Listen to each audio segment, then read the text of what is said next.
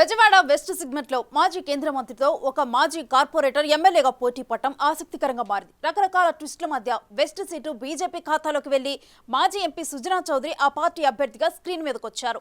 అప్పటికే అక్కడ ఎమ్మెల్యే మాజీ మంత్రి వెల్లంపల్లిని సెంట్రల్ కు పంపి షేక్ ఆఫీస్ ను ఇన్ఛార్జ్ గా ప్రకటించి వైసీపీ ఎన్డీఏ నుంచి అన్ని విధాల బలమైన అభ్యర్థి తెరపైకి రావడంతో వైసీపీ అభ్యర్థిని మరుస్తుందన్న ప్రచారం జరిగింది. అయితే ముస్లిం ఓట్ల లెక్కలతోనే ఆయన్నే అభ్యర్థిగా ప్రకటించిన వైసీపీకి సుజనా స్ట్రాటజీలు మింగుడు పట్టం లేదట.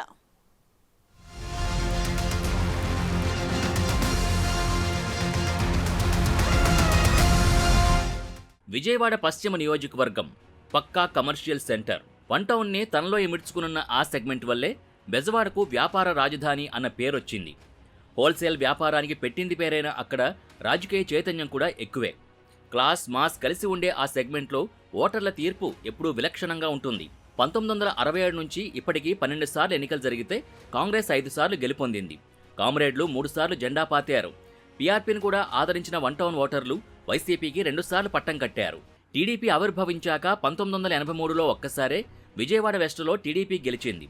ఆ క్రమంలో కొన్నిసార్లు కామ్రేడ్లు, ఆ తర్వాత బీజేపీతో పొత్తులతో టీడీపీకి అక్కడ పోటీ చేసే అవకాశం పెద్దగా దక్కలేదు. అలాంటి చోట ఈసారి మిత్రపక్షాల అభ్యర్థిగా బీజేపీ నుంచి రాజ్యసభ మాజీ సభ్యుడు సుజనా చౌదరి బరిలోకి దిగడంతో ఇప్పుడు ఆ సెగ్మెంట్ అందరి దృష్టిని ఆకర్షిస్తోంది.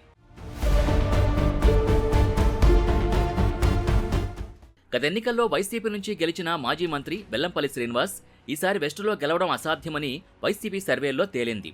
అందుకే ఆయన్ని జగన్ పక్కనున్న విజయవాడ సెంట్రల్కి మార్చారు. వైశ్య సామాజిక వర్గానికి చెందిన వెల్లంపల్లి ఫ్యామిలీ ఎరువులు, కూల్ డ్రింక్స్ తదితర డిస్ట్రిబ్యూషన్ వ్యాపారాలతో ఆర్థికంగా స్థిరపడి వన్ టౌన్లో గుర్తింపు తెచ్చుకుంది. ఆ ఫ్యామిలీ బ్యాక్గ్రౌండ్తోనే వెల్లంపల్లి సీను ఒకసారి పీఆర్పీ నుంచి, రెండోసారి వైసీపీ నుంచి ఎమ్మెల్యే అయ్యారు.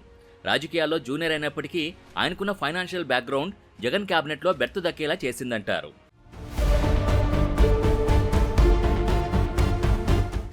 అయితే మంత్రిగా రాజకీయ పరిపక్వత కనబర్చకుండా దూకుడు ప్రదర్శించడం ఆయనకి మైనస్ అయి సెగ్మెంట్ మారేలా చేసిందన్న అభిప్రాయం ఉంది.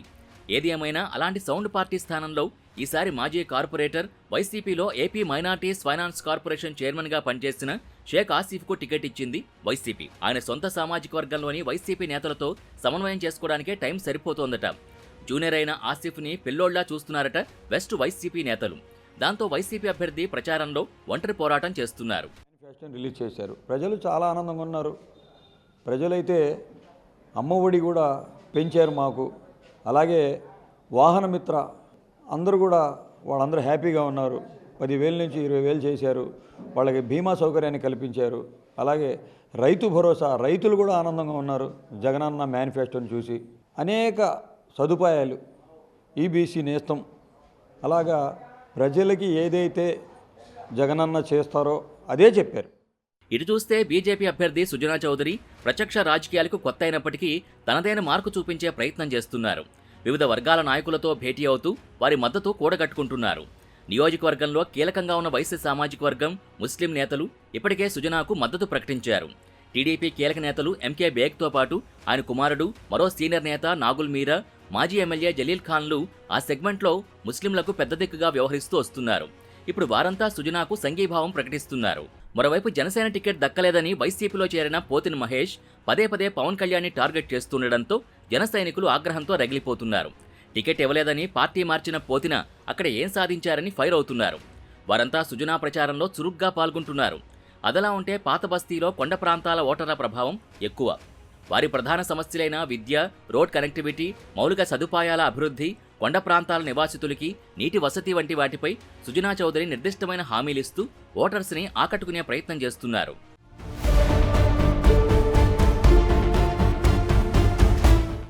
ఇలాంటి పరిస్థితుల్లో విజయవాడ పశ్చిమ నియోజకవర్గంలో వైసీపీకి ఎదురుదెబ్బ తగిలింది. వైసీపీ సీనియర్ నేత, కనకదుర్గ అమ్మవారి ఆలయ పాలక మండలి మాజీ చైర్మన్ పైలా సోమినాయుడు ఆ పార్టీకి రాజీనామా చేస్తున్నట్టు తెలిపారు.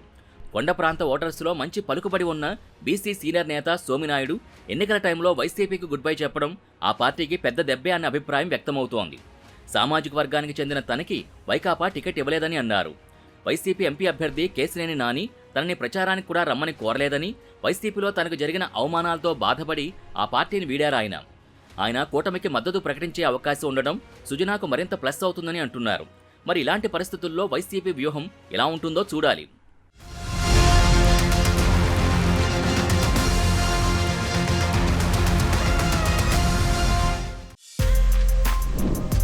For more videos like this, subscribe Big TV channel.